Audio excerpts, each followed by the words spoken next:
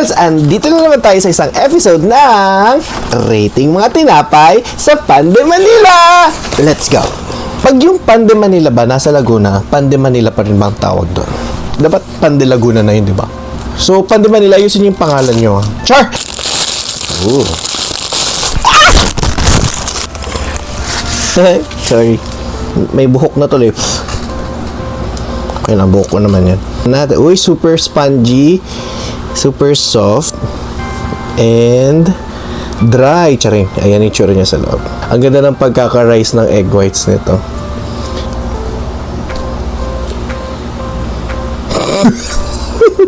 Ba't ganun? Budol.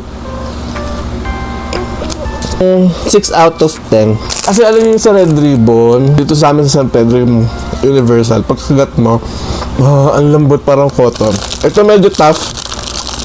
Parang overcooked siguro. Ala naman. Mukhang promising to. Mukhang masarap. Uy, smell pa lang. Alam mong may cinnamon na siya. Uy, ayan.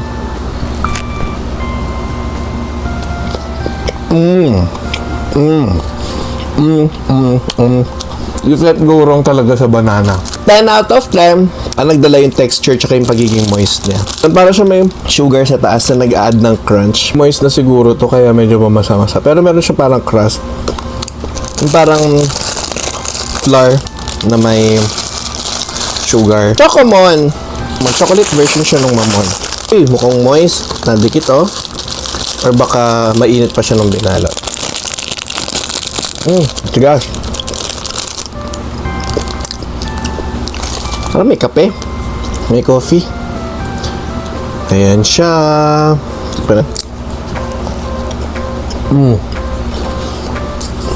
Kasi dry ng ano mo. ng face mo.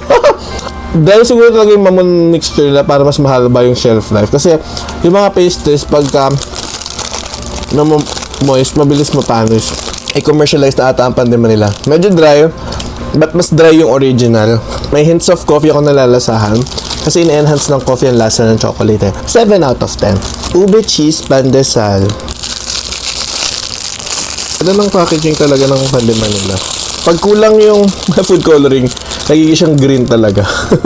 Pag gumagawa kayo ng anything ube, huwag nyo dadamihan ng food coloring kasi nagigreenish siya. So, kung gusto nyo maging violet yung isang pastry, make sure mag-start ka muna sa dark. Lagyan mo siya ng black or onting black para mas mag-enhance yung color. May cheese? Yes. May crumbs? Yes. May ube? Hindi. Pwede na. 6 out of 10. I mean, bakit mo papakalanan ng ube yung isang pastry kung hindi naman lasang ube, di ba? Then is yung regular ensamada. Ayan siya. In fairness, buong cheese nilagay, oh. Tinamad na mag-grate. Bahala kayo dyan, okay? Oh. May cheese pa sa loob. May cheese pa sa loob. May margarine siya sa taas. Texture ng bread, ang sarap. 10 out of 10. Gusto ko yung may hardened cheese siya sa taas, tapos may buo pa siyang cheese sa loob. Ensaymada bungo. Bungo nag-uuzo. Ooze out. Malamang, wala namang ooze in. Bobo. Ensaymada now, go out later.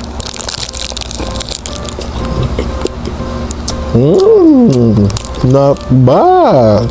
Ang ganda ng bread kasi pinalasa for ensaymada. Yun yung flavor na i-expect mo. Yung munggo naman is smooth. Commercialized na ba to? O, ito natin yung mga nabibiling premix. Pero tayong Spanish bread. Natakot akong tigas, oh. Hindi ka magkalat. Parang tae yung shape.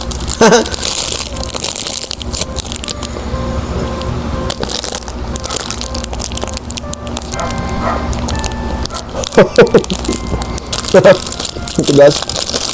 Sana hindi Spanish bread na yung pinakalan sa'yo. Dapat pinakalan sa Spanish biscuit. Sunog. Sunog tong pirasong to. But it's not bad. Siguro dahil sa pirasong to, nasunog yung batch nila. Kaya siya siguro matigas. Kasi may pait. 4 out of 10. Pait. Cinnamon pandesal. Bango. So sa mga hindi mahilig sa cinnamon dyan, wala akong pakialam sa inyo. Next. Siguro kung bagong luto itong mga to, I mean pagkabili, kinain agad. Okay siya. 7 out of 10 tong cinnamon. Pero hindi eh. Meron ako to naiiwan sa bahay. Itong mga cheese stick nila. Perfect na nila yung recipe nila dito. Kahit iwan sa lamesa ng ilang oras, ilang araw, malambot pa rin.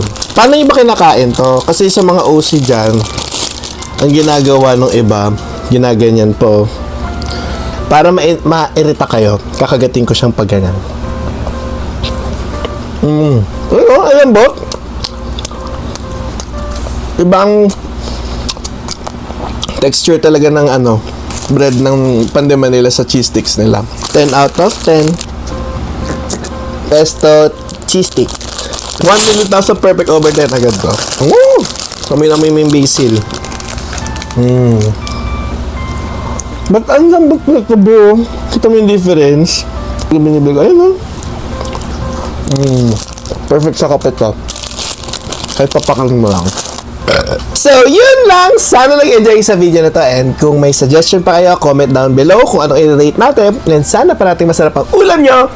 Kahit hindi tayo mayaman.